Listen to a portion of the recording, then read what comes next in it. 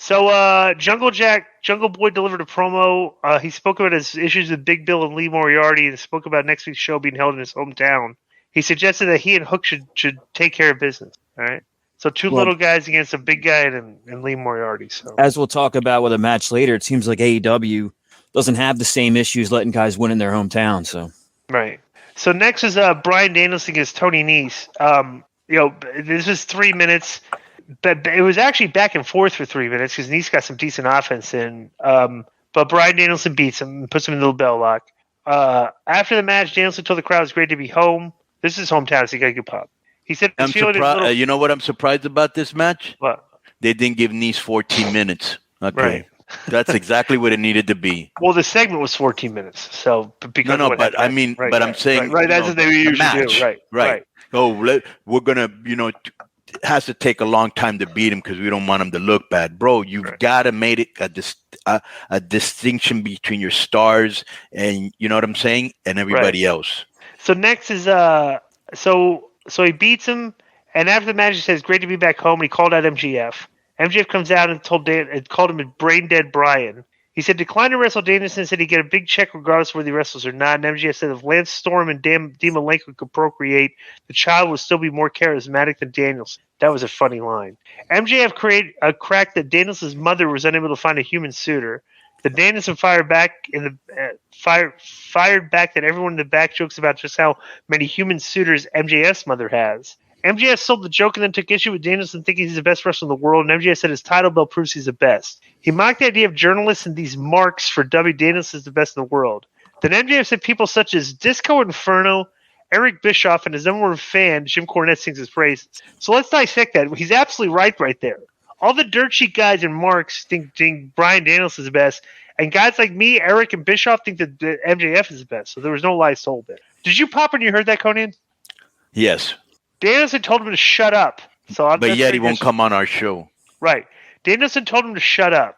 And that's very disrespectful by Danielson because, I thought what MJF said was very, very accurate. He said he made a mom joke. He's okay with that, but he hates MJF and thinks it's time for them to fight. And MJF said if Danielson wants a shot at the title, has to become number one contender.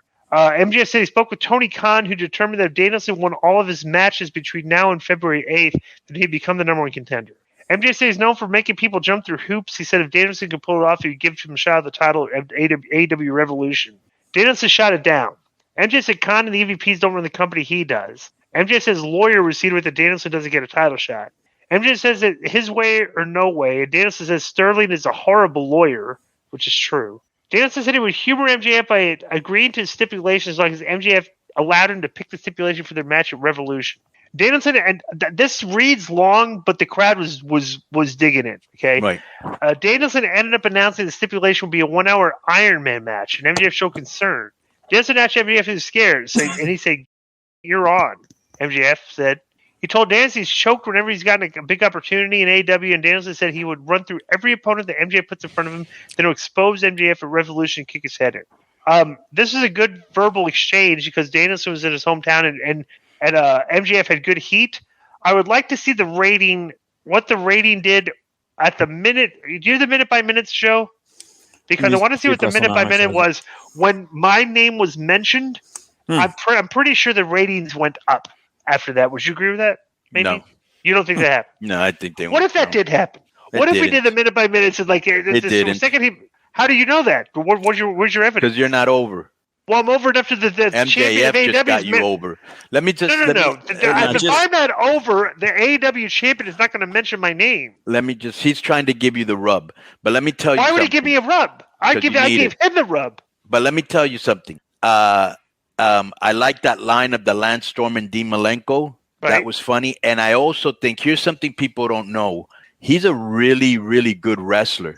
These matches with Bryan Danielson are going to be really good. He's not just all Mike. You know what I'm saying? Yeah. No minute by minutes yet, DI. All right. But it actually is Dynamite's lowest 18-49 demo for 2 years. Really? That isn't, yeah. Yeah, they just can't. I just think really, bro, no shade. I just think they don't feel they've lost steam. You know what I'm saying? Well, I will say this. Because at the beginning, you were kind of watching because they were new to see what they were doing, and they got Punk, and then they got this guy, and they got, Miro came Danielson, in, and you were waiting. They've bought everybody up. There's no more surprises. And then everybody that's there, they don't know what to do with it. And what about caught on? What about Sasha? She's still a surprise that's left. No, or let me tell you something. Big deal, bro, but the show it is what it is. Yeah. If what I've been saying, that this is almost a highlight of what I've been saying. And I'm kind of like, I'm still in. We do this. We watch these shows, so we're kind of in. We get in this bubble a little bit. Everything. I've said repeatedly that when the Dirt Sheet guys and the Mark podcasters put over these shows, they don't do good in the numbers. And it comes to maybe it accentuates my point that the stuff that the Dirt Sheet guys and the Mark podcasters do not resonate with the general audience of the people that you need to draw to get good numbers. I mean, and this is kind of evidence of that, because everybody and their mother said this is a great show, and I thought it was pretty good too. But maybe the people, because we watch a show every week too, the people that don't watch a show or are casual viewers and stuff, maybe this stuff is not resonating with them, and that's something that needs to be addressed.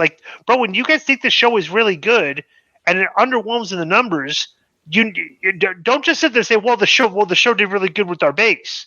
Say, well, wait a second. Why did it not do good if we thought it should do good because we liked it a lot? And I think they need to get outside the box and look at it from that metric and start attacking the show. And it was funny too, because the show didn't have a lot of the typical work that I don't like on the show. Right. There wasn't a lot. And it was a good show. Like I said, I just think that people, people that are watching it every week might be thinking, I can miss this week because it hasn't really been hot.